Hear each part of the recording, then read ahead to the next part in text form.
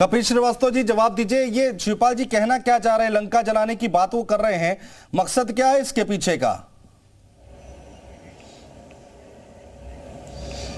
मकसद सीधा है कि अहंकारी सरकार है और इसने अपने अहंकार के अंदर पूरे देश को तोड़ने का काम किया है और इसको सबसे ज्यादा नफरत है उन लोगों से जो गरीब हैं, जो गुरबा हैं, जो पिछड़े हैं, जो शोषित हैं, जो वंचित हैं, उनसे इनको बड़ी नफरत है।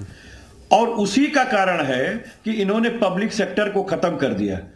जिस तरीके से किसानों के ऊपर इनके लोगों ने बकायदा थार गाड़ी चढ़ा के हत्याएं की हैं, वो अहंकार नहीं है तो और क्या है भाई? राम और रावण दोनों हमारे अंदर है। कब आप किसको जागृत करना चाहते हैं ये बात उसकी है, और ऐसी लंका तो जलेगी जो इस बात को सोचता हो कि वो। अगर आप अपने बच्चों को पैसे का पाठ नहीं सिखाएंगे तो पैसा कमाने के बाद में हो सकता है वो आपको ही बेच दें। सावधान, फ्रीडम ऐप को डाउनलोड करें, बच्चों को पैसे का पाठ कैसे पढ़ाना है सीखिए। 50 साल तक भारत में किस बूते पे राज करने की बात करता है तो ये उनको तय करना पड़ेगा। और मैं तो एक बात ये कह रहा हूं कि नड्डा साहब पूर्वांचल से आगाज करें या अंजाम पहुंचाएं या अंत करें, भाई नड्डा साहब तो हिमाचल के ही रहने वाले हैं, वहां की जनता इनको पहचानती है जी। उसने इनका अहंकार वहीं चूर कर दिया और अब ये चले हैं, अपना घर बचा नहीं पाए, पूर्वांचल भेदेंगे साहब। अरे भाई किसान तो पूछ रहा ना पूर्वांचल का कि जो आपने 2022 का पहला वादा किया था कि किसान के बिजली का बिल माफ और प्रदेशवासियों के बिजली का बिल हाफ, और अब आप बढ़ाने के लिए मीटिंग पे मीटिंग कर रहे हैं, तो जनता तो पूछेगी आपसे। पूर्वांचल इतना आसान होगा क्या? चाहे वो बीजेपी के लिए हो चाहे समाजवादी पार्टी के लिए हो, कपिल जी इतना आसान होगा क्या? क्योंकि ओपी राजभर भी इस समय आपके साथ नहीं है और आप कहते हैं पूर्वांचल में उनकी अच्छी खासी पैठ है, उनके वोट बैंक अच्छे हैं। पंकज सिंह जी, क्या इतना आसान होगा क्या? पूर्वांचल पर इतना फोकस क्यों किया जा रहा है? कि पूर्वांचल पे दोनों पार्टियों का फोकस इसलिए है कि एक तो वहां पे लोकसभा सीटों की संख्या बहुत ज्यादा है। हाँ। दूसरे, पूर्वांचल की राजनीति पूरी तरह से जातिगत समीकरणों पर आधारित होती है। वहां विकास हमेशा द्वितीय मुद्दा रहा है, मतलब पहले जातिगत समीकरणों को साधना पड़ता है, उसके बाद विकास की बात होती है और बहुत ही खाटी राजनीति होती है पूर्वांचल की। यहाँ तक कि हर विधानसभा में भी अलग अलग जातियों का समीकरण बैठाना और बनाना पड़ता है राजनीतिक पार्टियों को। आप देख लीजिए कि लोकसभा में विधानसभा के चुनाव में मऊ, गाजीपुर, बलिया, आजमगढ़, अंबेडकर नगर, इन क्षेत्रों में भारतीय जनता पार्टी को काफी नुकसान उठाना पड़ा था। हाँ। और उसके पीछे बहुत बड़ा जातिगत समीकरण सामने आया था। तो स्वाभाविक बात है कि भारतीय जनता पार्टी के लिए ये एक बहुत बड़ी चुनौती है कि इस दरकते जमीन को बचाया जाए। वहीं समाजवादी पार्टी ये चाह रही है कि इस जमीन को अपने तरफ ले लिया जाए, इसलिए दोनों पार्टियां यहां संघर्ष। अवनीश त्यागी जी, भारतीय जनता पार्टी के प्रवक्ता हमारे साथ है। अवनीश त्यागी जी, भाई यहां पर कपिल जी कह रहे हैं कि किसान जो हैं वो पूर्वांचल के परेशान हैं, वो आपसे परेशान है और पूर्वांचल में किस तरह से आप कमजोर है। पंकज सिंह जी की जैसा बता रहे हैं, विधानसभा का चुनाव अगर देखें तो इतने आसान रहा आपके लिए नहीं होने वाली बात का जवाब दे दूं कि विधानसभा चुनाव के बाद आजमगढ़ का चुनाव, हाँ, उपचुनाव में जनता दे चुकी है भारतीय जनता पार्टी।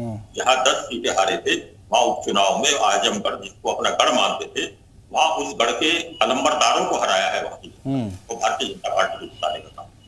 आप उसको भी देखो। अब जनता का नजरिया बदल गया है, जनता उनके वादों में नहीं फंसती है। कारनामे जो गलत करते थे उनको नकार चुकी है, उनको दोबारा सत्ता में लाना नहीं चाहती। भारतीय जनता पार्टी की नीतियां और माननीय नरेंद्र मोदी जी के नेतृत्व और उनकी सक्षमता, उनकी कुशलता, उनकी सर्वमान्यता जो जनता को भा रही है, वो 2024 में आप देखना है प्रत्याशित नतीजे होंगे। कपिल जी, आजमगढ़ का उदाहरण दे रहे हैं यहाँ पर त्यागी जी, बात तो सही है ना? निकाल लेगा आपकी सीट। वो क्या कहेंगे? वो प्रशासन का सिर फोड़ेंगे। हाँ। वो रामपुर में तो सिर फोड़ेंगे, प्रशासन का नाम लेंगे। अब उनको कहने दीजिए ना, आप उनकी बात क्यों कह रहे हैं? साहब अपना कहते हैं किसी की। कपिल जी कहेंगे ना ये सारी बातें। बताएंगे वो। अब सुनिए, उनके पास उनके पास कोई बचाव नहीं है। देखिए केवल यही है, वही बात है।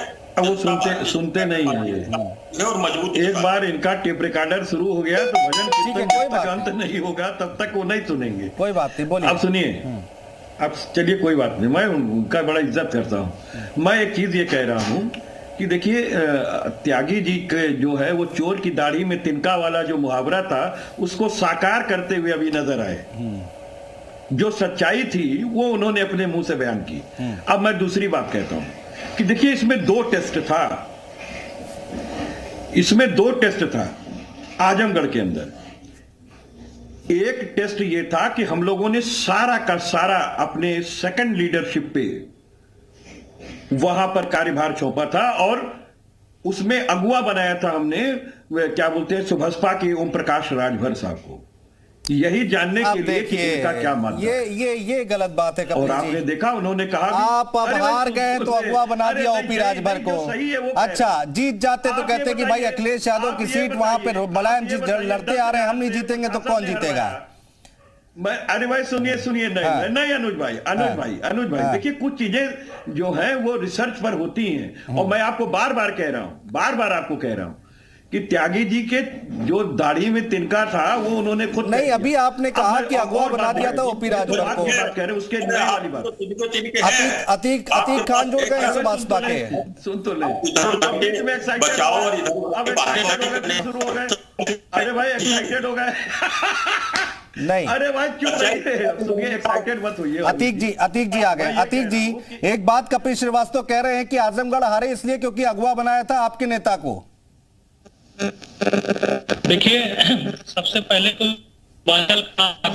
तो माननीय ओपी राजभर सबसे पहले कि पूर्वांचल का अगर कोई शेर है और पूर्वांचल की जनता अगर किसी पर भरोसा करे तो एक ही नाम है, माननीय ओपी राजभर।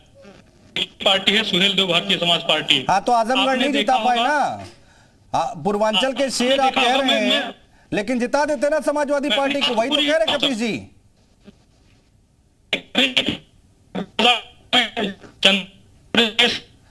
थोड़ा नेटवर्क इशू आ रहा है। जावेद अहमद जी हमारे साथ जुड़ गए हैं बसपा से। जावेद अहमद जी, पूर्वांचल की लड़ाई बहुत दिलचस्प होती दिखाई दे रही है। जेपी नड्डा जी पहुंच गए हैं। भारतीय जनता पार्टी ने अभी से फोकस करना शुरू कर दिया है पूर्वांचल में। बीएसपी कैसे लड़ेगी? बहुत बहुत शुक्रिया आपका। पहले नमस्कार आपको जी। और माननीय बहन जी से शुरू से ही जमीन पर कैडर कैंप लगाकर गांव चले अभियान शुरू किया है बहन जी ने।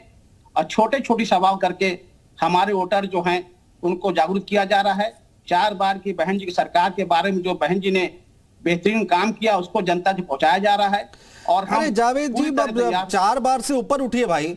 उसके बाद 4 चुनाव और हो गए, उसमें हार मिली आपको। आप कब तक गिनाते रहेंगे 4 बार? ऐसा है, हाँ, ऐसा है महोदय कि मंथन तो बहन जी रोज करती हैं, हर महीने मीटिंग होती है। और माननीय बहन जी ने इस बात का एहसास किया है कि कहाँ कमी रह गई है। उस कमी को देखते हुए हर हफ्ते बहन जी समीक्षा ले रही हैं अपने कार्यकर्ताओं का, मंडल कोऑर्डिनेटर का, जोन कोऑर्डिनेटर का, और ये बता रही हैं, फीडबैक दे रही हैं किस तरह से समाज के आखिरी इंसान तक जाया जाए और बहन जी का पैगाम पहुंचाया जाए। ठीक है कपिल जी रखिए पूरी बात अपनी। कह रहे थे आपकी भाई यहाँ पर सुभाषपा की अगुवाई करने के लिए दे दिया इसलिए हार गए आजमगढ़। ये कोई बात, अब बीएसपी भी है उसमें।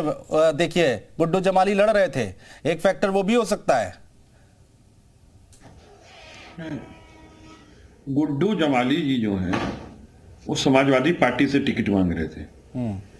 और देखिए, इसमें कहीं दो राय नहीं है कि बहन मायावती जी ने जो अभी एकला चलो का फैसला लिया है, बड़े भारी मन से लिया है। कोई हल्के मन से उन्होंने नहीं लिया है, बड़े भारी मन से लिया है। क्योंकि उनकी कुछ विवशताएं हैं जो कि आपने राज्यसभा के इलेक्शन में भी देखा कि वो कहीं कि नहीं, हम सत्ता पक्ष से नहीं लड़ेंगे, हम विपक्ष से लड़ेंगे। और हम भारतीय जनता पार्टी को भले जिता दें, समाजवादी पार्टी को हराएंगे। तो गुड्डू जमाली जी को अगर हम टिकट ना दे सके तो उन्होंने दे करके भारतीय जनता पार्टी को जिताया है, ये तो दुनिया जान रही है। लेकिन हम एक बात ये कह रहे हैं कि इस डर से बड़े नेताओं को ऊपर आ जाना चाहिए कि कब तक आदमी जो है वो ये मानता हूं कि बड़े नृशंस लोग हैं भारतीय जनता पार्टी की सरकार जो है।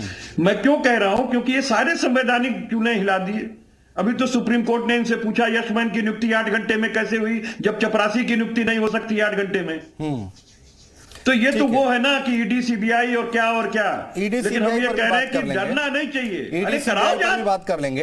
और आप हर डिबेट में बीएसपी को लेकर ये बड़ी आरोप लगाते हैं और बड़ी बातें बोलते हैं कि पता नहीं किस प्रेशर में है बीएसपी और कितना प्रेशर है, दबाव है, भारी मन है, ये तमाम बातें भारी मन से पंकज सिंह जी हमारे साथ बैठे हैं, वो क्लियर करेंगे और त्यागी जी इस पर जवाब भी देंगे।